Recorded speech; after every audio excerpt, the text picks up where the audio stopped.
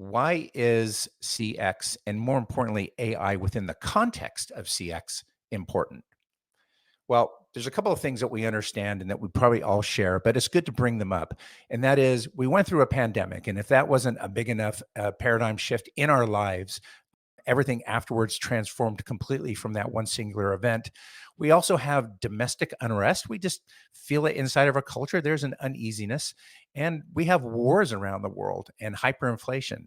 So, this down pressure has created a lot of disruption. And whenever there's disruption, for lack of a better word, there's opportunity. So, what are some of the things that have changed? And I know certainly it's changed for me, and I'm sure for you as well. Definitely for our customers, is customer behavior is different. What we're finding is that people walk away from the experience with a brand that they previously trusted just after one bad experience. And so you see from Dimensional Research, Microsoft, Kolsky, Bain, many others, they're seeing this see you later kind of attitude that after one bad customer service experience, 39% of customers will avoid a company for 2 years. That is dramatic. And all the more reason for us to have a great customer experience because even though we've established this trust, one bad experience can end that relationship. So, what has happened in that time period to impact some of this? Well, generative AI in and of itself has flipped the script on self service, and it's changing dramatically how people work and how consumers engage with technology. And low code, no code technologies are making it even easier for people to produce software that we're going to use. So we're getting this rush of new software technology and applications. And then we have this new kind of technology. It's somewhat new, but really in the last 5 years, blockchain has come in and it's providing levels of complexity. It's adding security to be sure, and maybe some flexibility, but people are all in the midst of adopting this huge technology. And so that is a radical change in and of itself. Well, we talked a little bit about behavior. And so let's look at what AI has done outside of behavior, but just to the aspects of people's jobs. So this is some information that came from Upwork and Fiverr, and it really has to do with the freelance community, but it's a great reflection on jobs in total. And if you look down at the bottom, this blue line is essentially displacement. So people that were writers or working on translation in sales and marketing, their jobs are starting to become displaced. And it's being replaced by AI technology to provide that same service. And the higher you go on the chain, maybe towards more of a higher end, higher touch, you'll see that people are still a big part of that process. This is really important to understand because this has happened literally within the last 2 years. And so, you know, Goldman out there looking at this is breaking down job functions and they're looking at where automation is coming from this AI. And across all industries, they're looking at about 25% of the jobs and roles in those businesses are going to have a form of displacement by providing automation through AI. This is huge in terms of how people work, the professions that they choose to follow, and ultimately what you can expect from experience. Sales and related, more than that 25%. Business and finance operations, wow, it grows even a little bit more.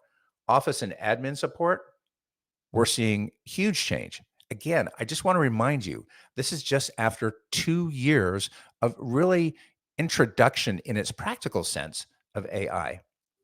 Now, let's scoot back a little bit to behavior and let's think about that overlaid with the whole concept of self service. And these are some pretty jarring statistics here, and they're just a slice of the statistics, but they give an insight into what's happening out there with your customers.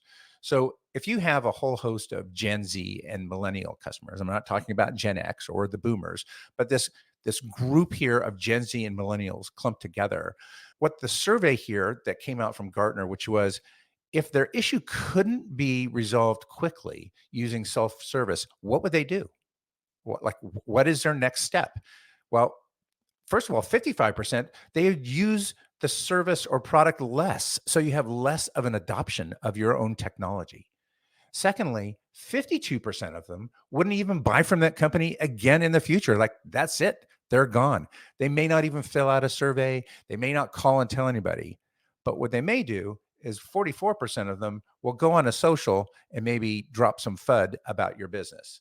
And so this is jarring in terms of a huge paradigm shift in terms of how people want to engage.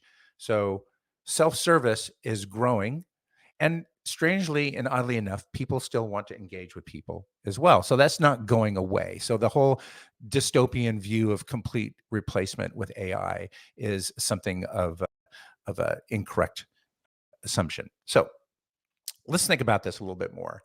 These choices, people being able to create software applications, plug-in technologies, they're coming out on the daily, and it's creating confusion in the marketplace.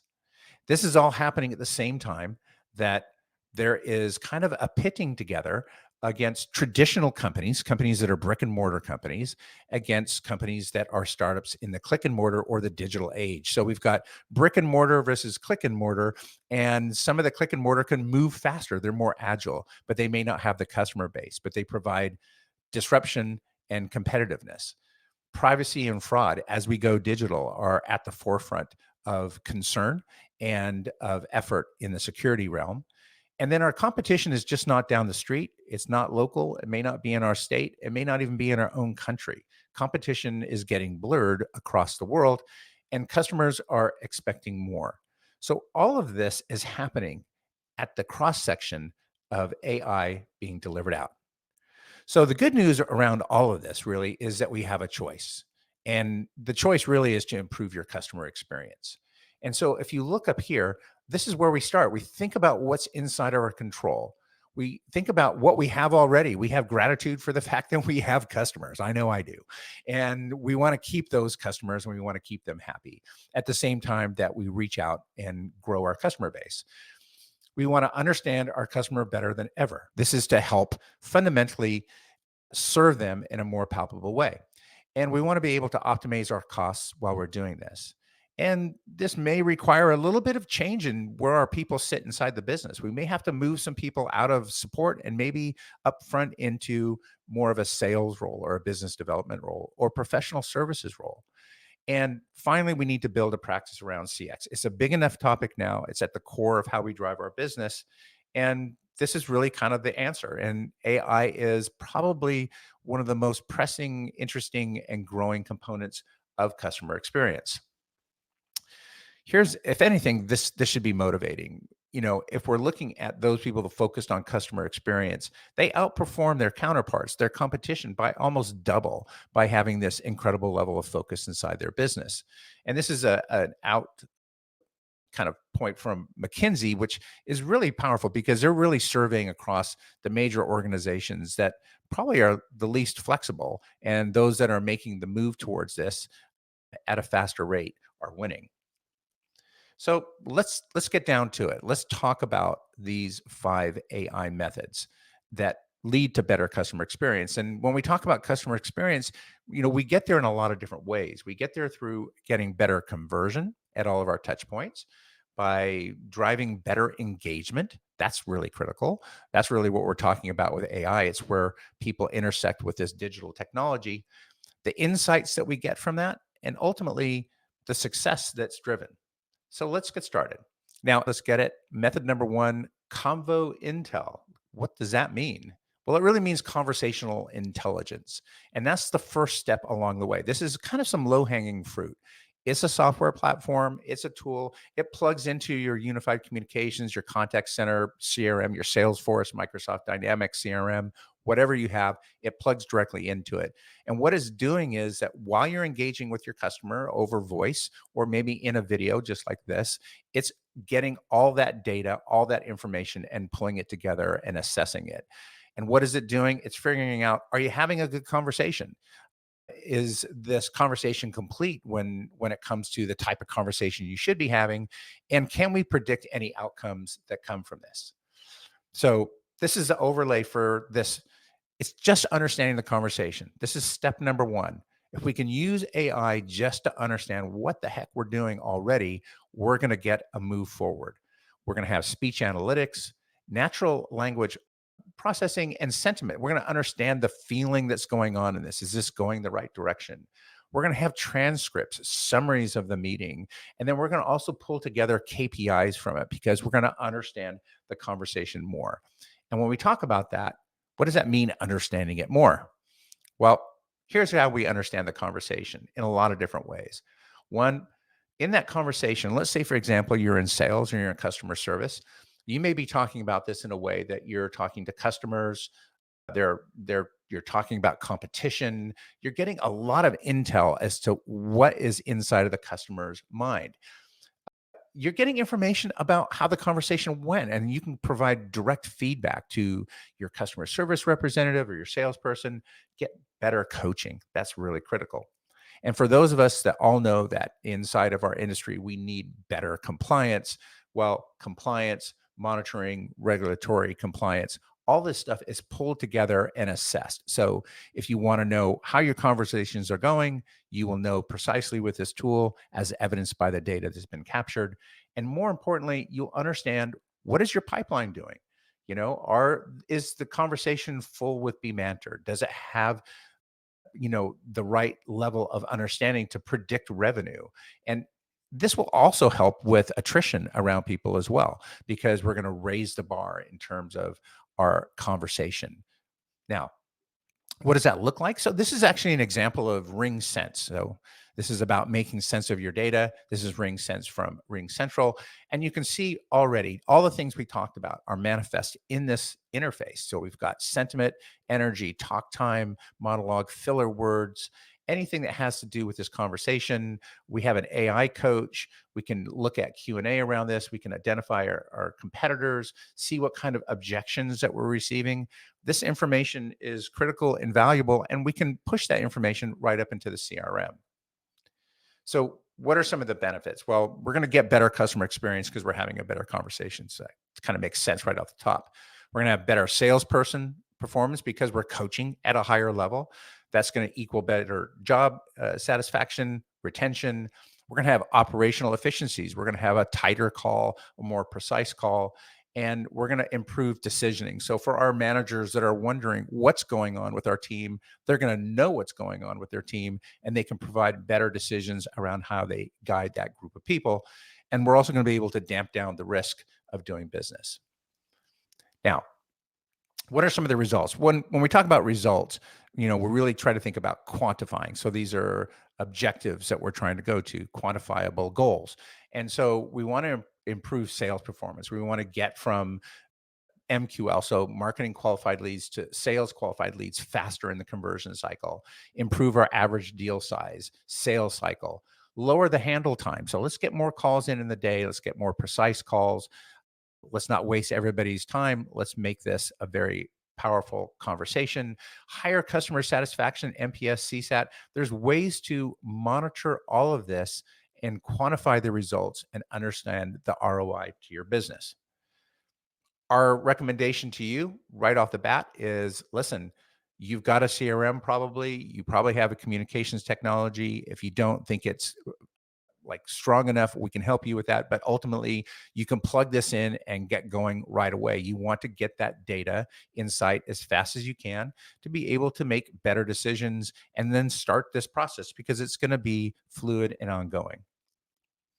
All right, that's number one. And I think that's an easy one for people to get going with right off the bat, low implementation time.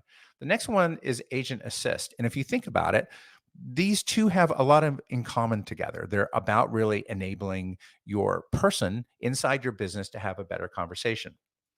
So what does that look like? Again, it's a software tool. It plugs into your primary communications technologies. What's cool about it is it's real time. All of this is happening while your person is on the phone with the customer. So this is for customer facing people. And it's highly configurable. So it leverages AI and it provides tips and guidance all along the way. And it generates, just like all AI does, gobs and gobs of data. So let's think a little bit about how this would look and sound. So I'm going to drop a little video in here for you.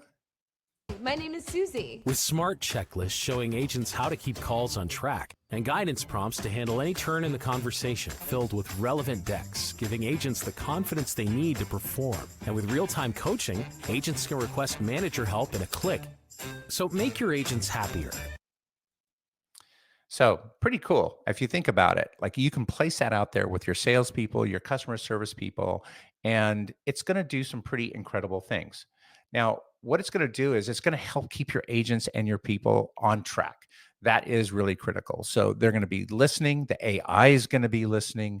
The AI is going to be providing levels of completion. Are you talking about all the things you need to? It's going to be doing the note taking. It's going to put that into the CRM. And it's going to measure your best practices. Are they actually working? And it's going to look at really your people, and you're going to be able to see, like, hey, these are the top 10 people in my business that are having the best outcomes. You'll be able to learn from that and have that automatically update and coach people across the business. So you're up leveling your skills all the time. And it triggers coachable moments. So while you're in the moment, rather than looking at something from a week ago and having that conversation right there in that moment, you're getting assistance and you're getting a scorecard. So you're getting something that you can kind of see whether or not you're making progress. Now, what does this do? So again, objectives, percentages, this is all important stuff as we're talking to the CFO, the COO in the business. We're going to be able to have ramp time for agents decrease by up to 75%. Why is that? Well, that training period, you can move directly into this, and they're being trained and assisted all the way through in their initial discussions. Average handle time decreases by 42 seconds. If you have a large group of people out there talking, you understand the huge level of impact that has to the business. A 25% improvement in CSAT scores. You can see huge increases in conversions and top and bottom line growth. So the ROI for Agent Assist is really incredible. So number one, we talked about, really having conversational intelligence. That's really kind of your first step into it. The next one is really empower your people. And all of this is being driven by AI. And we'll share a little bit about how that kind of works more in this webinar. You may say, well, I can't do this. You can do this. It actually can be done pretty quickly. So seems like it's a big undertaking, but something like this can really be brought to life in a 30 to 60-day period. So this is something that's very affordable and it's very doable, which means if you can get these kinds of lifts in your organization, it's low hanging fruit. Kind of things you want to look at is maybe, like, do you have a large investment in people, and what is that number? And do you have any level of turnover? Do you have performance variability? I have a client right now that has no turnover on their team. It's a huge team. And this is like number 4 on their list to approach. For people that have a lot of people and high turnover, it may be number 1 on their list to approach. So all of these things have a caveat in terms of a user story, and when you look to use it, think about compliance and cost and consistency, especially with inside of industries that fundamentally are regulated heavily, and it's important that you have the right conversation. So there we go. Number 1 and number 2. Number 3, voice bots. And so what do we mean about a voice bot? Well, this is a really big part of AI and one that we hear all the time. And sometimes there's a lot of controversy around it as well. But it's a platform tool. It plugs into your communications technology as well.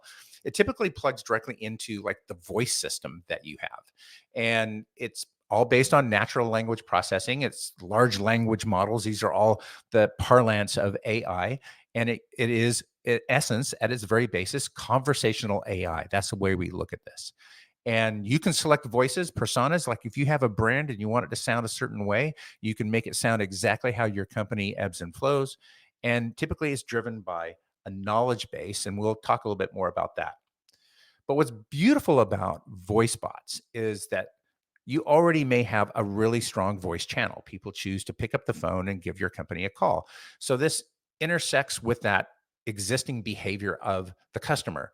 And if there's a challenge, if there's a burble in there in terms of not getting resolved, it can be elevated into a conversation directly with one of your representatives, either in sales or customer service. Now, I'm going to play for you a particular actual interaction. So this is, as you can see, this is a 100% real call. Seriously, it is. And you're going to really think this is kind of interesting because this is the state of the art of what we can expect when we're having a call with a voice bot. So take a listen. For calling warranty service. This is Audrey speaking. Before we get started, can I just check if you're calling to open or check the status of a claim? Yes, I wanted to open a new claim. Great. Could you tell me the full phone number associated with your account? You could either read it to me or type it into the phone keypad followed by the pound sign. It should be the number I'm calling from. All right, I see a warranty here, but I just need to double check it's the right one. Could you give me the full name of the account holder? Vince Tovar. Perfect. I've got the right account here. And are you calling on behalf of a retail business or are you an individual consumer? I'm an individual consumer. Great. So in order to file a new claim, we'll first have you fill out a form on the website to collect some preliminary details, and then we'll be in touch with next steps. Can I send you a link to that form via text message? Before you do that, I mean, the damage to the furniture might be pretty simple to fix myself. Is it just something I should try to self-repair, or is it worth contacting the warranty service? If the stain or damage is the result of a single incident, we definitely recommend contacting the warranty service before trying to address it on your own. Would you like me to send you a text message with that mailing address for your reference? No, I'll just do the new claim form. Now, did you still want that SMS with a link to open a new claim? Yes, please. And that's sent. You should receive a text message with that link in the next few minutes. Is there anything else I can do for you today? No, thank you. Thanks again for calling and have a great rest of your day. Bye now. So, Tyler, what'd you think of that? Absolutely incredible. The technology there is, has come so far in the last couple of years. I mean, that was a real conversation. It's bonkers good. And that's, I think, the point that I want to get home here is that, all of this is really based upon these models that help us dig into a knowledge base that we've curated ourselves. So that was an actual voice conversation that was recorded. And a lot of it comes down to the fact that that organization built out a knowledge base, which truly represented how they did business. And then they trained their model to reflect their brand. And how does that work? Well, this is a pretty big slide. Again, I'm going to be sending this to you, but if you just think about it, what is a knowledge base?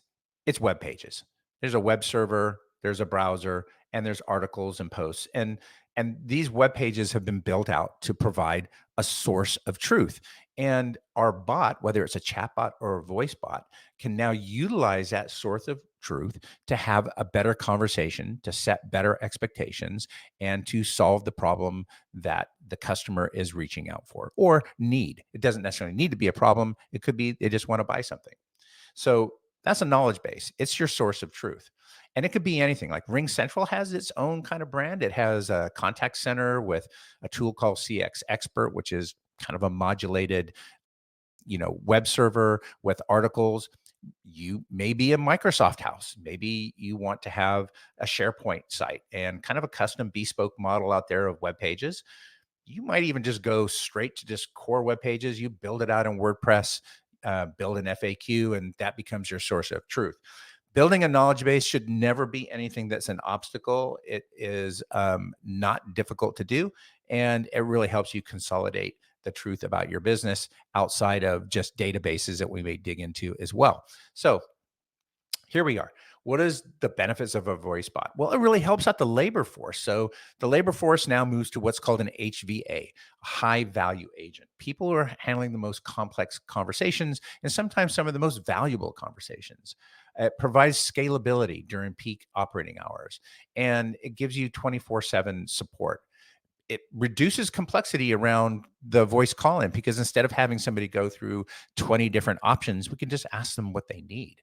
And then personalized experiences, because we're going to possibly know who that person is. We know the telephone number they're coming in. We've figured out that they're an existing customer, and we're going to know what they're all about. And so we can have actually a real personal conversation with that individual, and we can enhance automation. really 65% of all tasks, are being driven by self-service, right now. This is where people are getting huge gains. And when I talk about gains, I want to emphasize competitive gains. This is you in the marketplace competing for your customer to keep your customers. Now, here's another one that I'm going to play, and I think you're going to really like this as well, because this shows like how incredibly natural this particular type of sound can be when it comes to having an AI that is engaging at a very personal level with a customer. Here we go. Good afternoon, P&O Cruises. How can I help? Hi, I've got a cruise booked for next month. I got my order number here, my reference number, sorry, if you need it. That's okay. I may not need your booking reference. How can I help with your booking? Okay.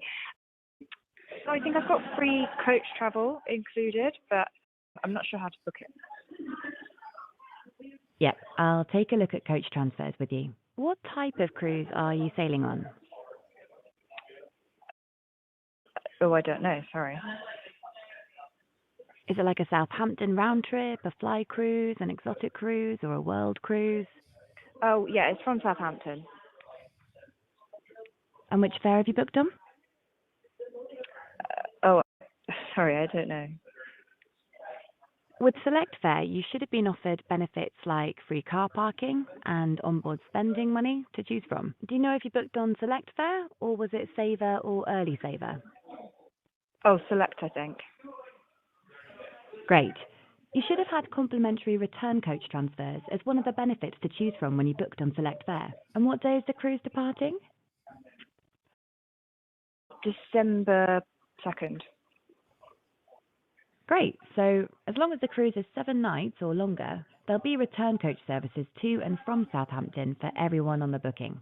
If you told us you wanted the service when you booked, could you make sure to contact Cruise Connect directly to reserve your seats, no later than 35 days before your holiday? I can text you their number and email if you want. Oh, yeah, that would be great, thank you. Is this phone you're calling from okay? Yes. And sent. You should receive it shortly on your phone. Anything else I can help you with? Nope, that's it, thank you. Thanks so much for your time. Take care. Bye-bye. So believe it or not, that was a full conversation directly with an AI. And it had a level of personalization. And you can see that it was drawing deeply from the policies of that business and the offerings that they have as well. Tyler, what were your thoughts about that? Once again, just amazed. For those of you that have experience with any sort of ACD or any sort of call routing, it can be very frustrating. You could hear some of the background noise on that conversation. Typically, the more archaic systems would pick up that background noise, be confused, not know what to do. This was just very natural. You honestly feel like they were speaking to a human. So, absolutely remarkable technology. It is indeed. So let's think about the results from this. One of the things that we really want to do for our customers is address their needs, solve their problems, get them to a point where their need is fulfilled and they're able to move on with the rest of their day. And so, first contact resolution, which is a term that's used a lot in the industry, along with average handle time, all these things go down. So, what we're really trying to do is deflect away from our agents initially, unless it needs to break containment. That's the next state, and go to an actual person. But where possible, we want to keep it in containment and solve the problem.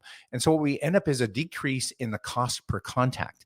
Now, this is a generalization I'm giving you, but it is reasonable that in a conversation that just transpired, that cost could have been 40 cents to the company. So 40 cents for that transaction versus $5 or $6 for an agent to resolve it.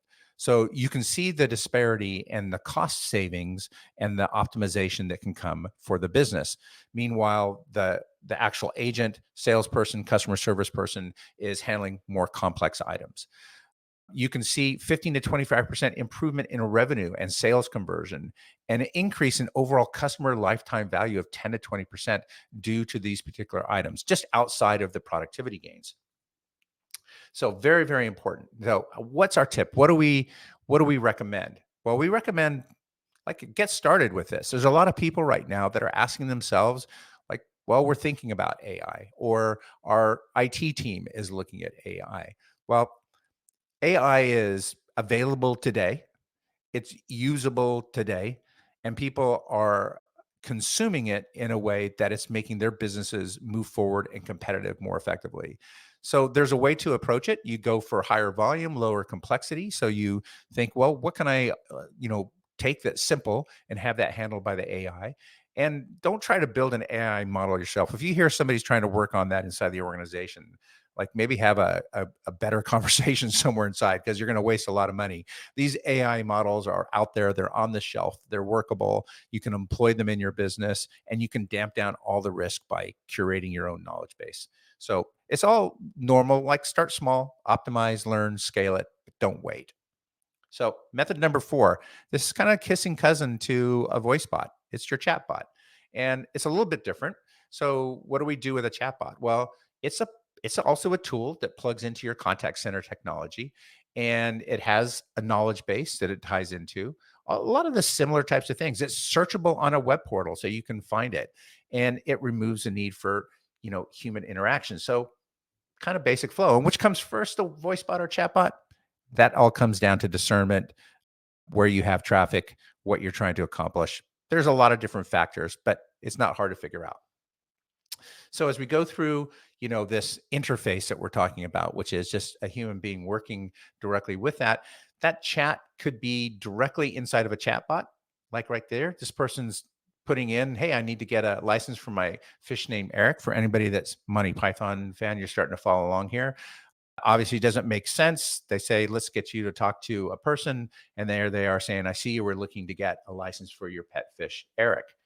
Now, what does this mean? This means that we're working across channels. So a chat bot is very similar to like a live chat. So these are like human channels here. These are digital channels over here. These are social channels in the middle. But all this channel information is super important and applicable.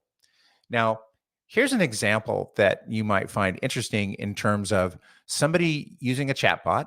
That chatbot's integrated into WhatsApp, and this person's trying to book a flight. And they're going to do what's called multimodal. So they're actually going to utilize different ways of putting the data into the chatbot. Let's have a listen. Hey, this is Sebastian. I have a family emergency and I need to rebook my flight to London.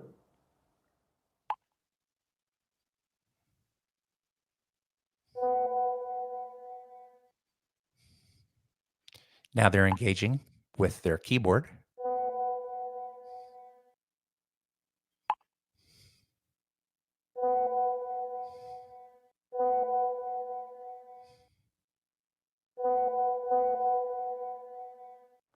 That's me, my wife, and the 2 kids.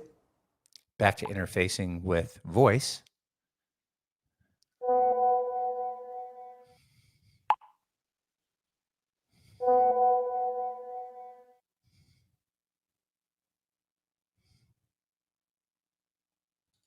And now they're all booked up. So that was done via a chatbot, and that was inserted into WhatsApp. So it's a really big example of how we can mix and match and meet our customer across channels. Now, when we're dealing with channels, this is kind of a complicated slide, but what we just saw was somebody on a chatbot, and they may at some point in time say, I want to speak to a person. And then they get into a live session with a person. Well, who do we know where to send that to? Well, there's a way to figure that out, and how they get to people that are on your bench, that are selling, that are supporting, maybe managing a chat channel.